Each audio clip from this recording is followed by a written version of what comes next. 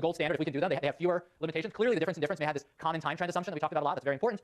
RD also has advantages and disadvantages. So one nice advantage of RD is relative to difference in difference is you, in theory, only need one cross-section of data. With the difference in difference method, you need multiple time points. You need to track people over time. Here, if I know you were, say, certain people were eligible and ineligible, I know what your eligibility score was from some administrative data set. I can just do one follow-up survey on your outcomes and compare the near winners to the near losers and get the effect. So data collection may be easier. Another advantage of regression discontinuity is it may be easier to implement than a randomized controlled trial. So it depends on the policy and the government and whatnot, but a lot of policymakers, a lot of governments have some sort of, say, below the poverty line eligibility rule or low income eligibility rule. That's extremely common. But a lot of those governments would resist having an experiment that gave some people a transfer and other people not a transfer. It happens sometimes, but it's still not that common, whereas these kinds of like income-based or poverty-based eligibility rules are almost universal.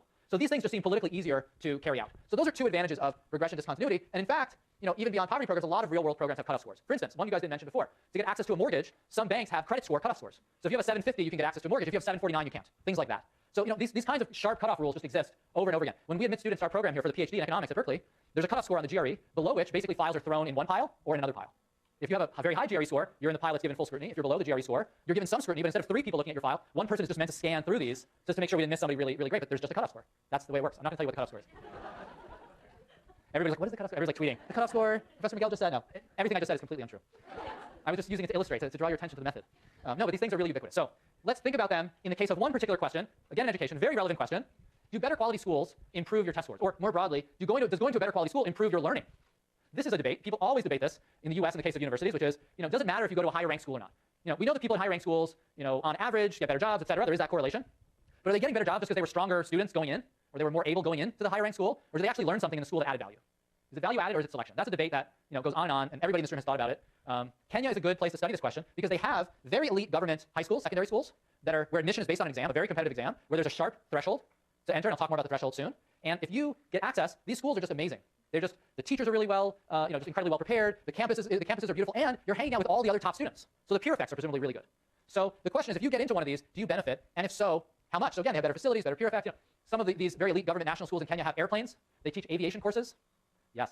It's sort of like, what would be the equivalent? Did your high school have a polo team? It's kind of like that. Mine did not. Does going to one of these schools matter? And at first glance, it would be a no-brainer. Yes, if you go to one of these schools, you're going to learn more. There's national school teachers, and again, there's a very small number of these national schools. There's like 18 of them or 15 of them. There's only 3,000 Kenyan kids per year that gain admission to the national schools. There's hundreds of thousands taking the exam. So it's just a tiny sliver. It's like less than 1% of the kids get into these national schools. The teachers have advanced degrees. On average, student test scores are 2 standard deviations above the average. They offer more subjects. So to finish secondary school in Kenya, you take another exam, and that dictates whether you get into university. And you have to get good scores on that exam as well. That's another high-pressure situation. And these schools just offer more subjects, like offering more AP tests, basically, or something like that. But even more important than AP tests. So it would seem like a no-brainer that it would be good to go to one of these schools. Yeah. Definitely this class. We're gonna push this class. You guys are gonna learn a lot. That's my goal. I can't speak to anybody else at Berkeley. But, I don't know what the answer is to that. There are studies in the U.S. on this issue of people who gain admission to more prestigious universities, but then go to less prestigious universities that don't find big penalties in terms of earnings. But I don't know how good those studies are. I don't know them that well. So that's a very relevant question, I think, and we can think of the equivalents of these national schools in the U.S. In terms, and I think the equivalent is probably more like admission to like elite universities in the U.S. or something like that. So I don't know. Hopefully, you guys are learning a lot at Berkeley.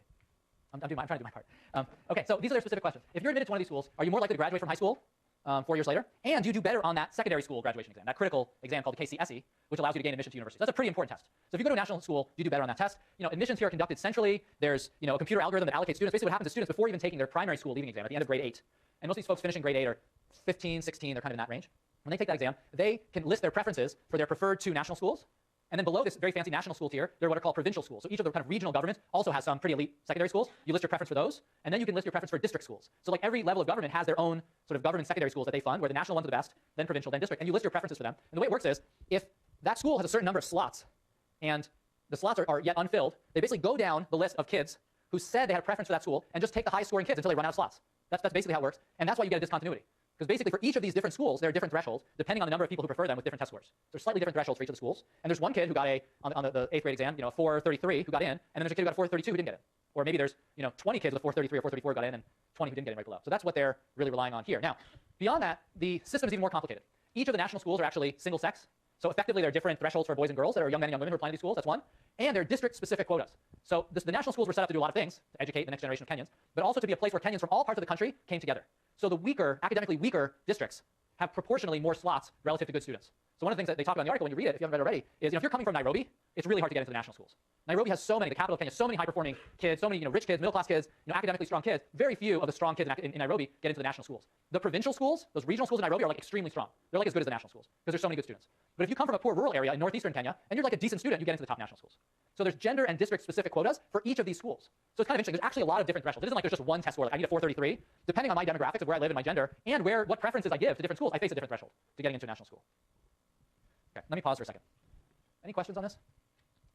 Yeah.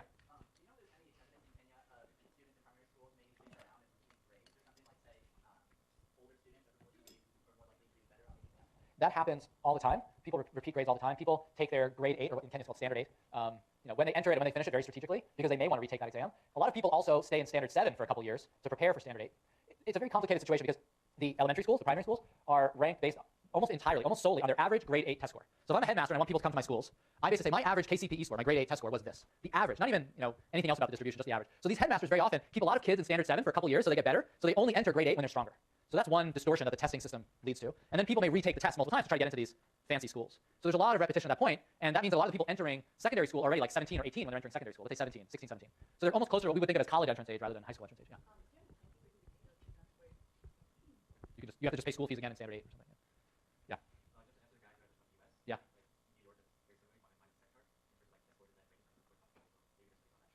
And San Francisco is Lowell. I mean, a lot of school districts have a couple kind of elite schools. You're right, New York has this big system of Stuyvesant and Bronx Science and whatnot. And there's been a kind of explosion of literature on education on these kinds of threshold studies. So this regression discontinuity method has been used now in 5 or 6 different countries, maybe more, with very different results. So we'll talk about Lucas and VT5, but then I'll kind of circle back because different studies find different things, actually.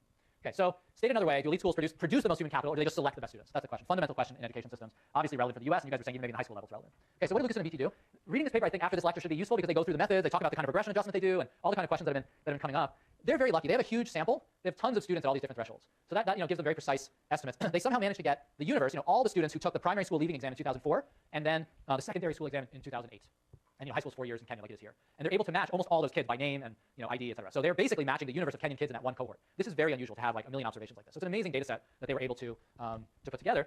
And what they do is the following. The left panel is all the primary school kids. The KCPE score is that grade 8 score. And what you can see is, and it's scored continuously, 200, 201, 202, 203. And you can see at each of those individual tiny scores, they have thousands of observations. So they have a ton of data. And the way they normalize the scores, the median is 250. So every year it's 250. And that's the median, and there's a distribution that captures the spread. 500 is the max. No one gets up to 500. But if you're in the 400s, you're a very strong student. So for instance, one of the statistics they gave in the data is if you're coming from Nairobi and you want to get into a national school, you have to have like a 430 or something. You've got to be like way over here. If you're coming from a poor rural area in northeastern Kenya, you only need like a 330 or a 340. So there's a huge range in the thresholds. The red sort of line there that I put there is the sample they use in their analysis. So most of the thresholds for the national schools are pretty much, I think all of them, that's why they define it this way, sorry. All the thresholds lie here in this range. Plus they also take students close to the range, within about 30 points of each threshold. So that's why they have this as their main focus. And then within that sample, this is what the distribution of test scores look like. So they're only taking kids that are close to relevant thresholds. And you can see by looking at the kids with like scores of 400 and above 400, the median here is above 400, they're like way in the right tail of the distribution here. These are like the best Kenyan students, basically. And these are the folks they're focusing on. So the question came up before, do we need to restrict the sample? Can we use regression adjustment? They're going to do both. They're really going to restrict the sample a lot, right? They're only going to look in that window. But on top of that, they're going to use some regression controls in case, going from 400 to 410, there is some trending there in outcomes that they want to control for. Okay, let me pause and see if there's any questions on this data. This is a great data set. I mean, just tons of data. Okay, what do they find? This plot is the real data where they've taken averages point by point along the way near the threshold. This is the threshold, KCP cutoff. And they've done something really nice, which is since each of these schools for students by gender and by district has a different threshold, they normalize scores for kids with that gender from that district who had a preference for that school. They normalize the threshold to 0 for them and represent their score relative to 0. So this way, 0 is the relevant threshold for each kid based on their preference and their district and their gender. And you can see they're basically looking at plus or minus 30 points around the relevant threshold. And what they have here is, again, this is the running variable. And what they have on the vertical axis is, did you graduate from a national school? So if this threshold is actually administered appropriately, what would you expect to see at the threshold? A huge jump, right? Like if you're right above the threshold, you get to go to the national school. If you're just below, you don't. What do we see here? Is that basically what we see? The answer is both yes and no. In what sense are we seeing what we're supposed to see here? There clearly is a jump, right? Go ahead. Yeah, there's a jump, but presumably if they were 100% effective, that would be 0 for all time, right? Exactly. So if this were administered exactly as the rule said, it would look like this, with a caveat or two. So one caveat is not everybody graduates from school. So you might think on this upper end here, you would never have this line all the way at 100% just because some people take more years to graduate, they take a year off, they drop out, et cetera. So you might say, that's one reason you would have some deviation from 100%. What's some reason why you might have this? So here, maybe about 10% of the people who are not supposed to be admitted ended up in a national school. What could be a reason why? Yeah. Exactly. So in the national schools, every year, kids from other schools are allowed to apply. Say if some kids dropped out, there's a certain enrollment that the national school can support. Some kids dropped out, some kids took a year off, so there were empty seats. They fill those empty seats with transfers. And what you can see is the kids who were like really close, right? they were more likely to get those transfers than the kids who were 30 points away. So if you were 30 points away from the relevant threshold, it's basically a zero chance. But the kids who were really, really close, some of them sort of found a way in. So it gets up to almost close to 20%, maybe right around here. And again, not everybody graduates, not everybody accepts admission. Another thing that comes into play for the admits, those who had a score that was good enough, is the tuition fee at the national school is much higher than other schools. It's about $1,000 a year. Remember, per capita income in Kenya is, during this time period, maybe $700 a year. In rural areas, maybe it's $400 or $500 a year. So some kids gain admission, and they're too poor to go. What ends up happening a lot with very bright kids who get into national schools is they will do everything they can to raise money from friends, family, and neighbors. And this is like a common thing we'll see in our field sites in Western Kenya. And very often, we will, the NGO staff or myself when I'm visiting will contribute to these funds, basically for kids who want to go on to a national school. But clearly, not all of them could go, or not all of them could pay the tuition all 4 years, or they couldn't graduate. So what we see overall is instead of a discontinuity of like 100%, that would have been exactly what the rule said. That would have been what's called a sharp discontinuity. We have what's called a fuzzy discontinuity, meaning imperfect discontinuity. And the discontinuity is about 50%, 0.5. Okay? So that's the effective discontinuity. In this literature, that's still considered, in this kind of research, this is still considered a good discontinuity. I mean, you can see it. There's no doubt there's a massive jump right at the threshold. It's very highly statistically significant. What you can see, though, in the regressions, they still do control with these fitted values on both sides. So even though they have a narrow window, there still is some trending on both sides of the threshold. So they control for that. Here, not surprisingly, the higher your test score, the more likely you are to graduate from these schools. What else do people see in this figure? What other observations can you make? And I should just say that each of these dots is, again, the average at exactly that score. The average of all the kids. That isn't like one kid, it's the average for all those kids. Let me ask you guys another question. What do you guys think is going on over here? Sorry? So what would be the story for the Nairobi people? Well, no, these guys, remember, this is your score relative to your location-specific cutoff. So these guys got in. So what else could be going on? Yeah. That makes me think that the test scores might have been built a little bit, actually. That perhaps something happened and students got better test scores than they really got and maybe weren't adequately prepared. That's one possibility. Let's get a few because there's like 3 or 4 possibilities. That's one. What's another one? They went to start Facebook or something. They kind of left early. No, that's right. Maybe they left. Maybe they had a business opportunity. Maybe they took a gap year. I mean, one possibility is these guys didn't graduate in 4 years, not because they're slow, but because they could do a year studying in England or doing something else in the back.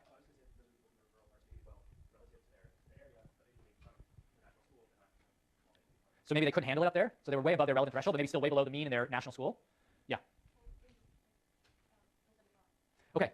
So this is a very interesting point. Last year I was teaching 174, similar class. I put this up, and there was a Kenyan woman in the class who raised her hand and said, "That is me, right there." She got in, she was way above the threshold, and then 2 years in, she came to the US to study. And there's other classmates she had from the national school that went to England and left. So it's a bit like the story that was raised before, but it could be a permanent move. There's also very elite international schools in Nairobi. You don't even have to leave the country. There are American schools, international baccalaureate schools, et cetera. So one possibility, everything you guys said is a possibility. There could have been some manipulation. There could have been people who were above their, above where they could handle it. But some of these like superstar performers might have been people from like wealthy families who were the best students in the country that basically said, "I'm not going to go to college in Kenya. I'm going to go to college abroad." And to do that, you don't necessarily want to prepare for the KCSE. You want to take sort of international classes. And so there's a bunch of possibilities. But it is interesting here that everything looks very linear, and then it starts sort of tailing off for literally the very, very best students in the country. Okay, we'll continue on Tuesday.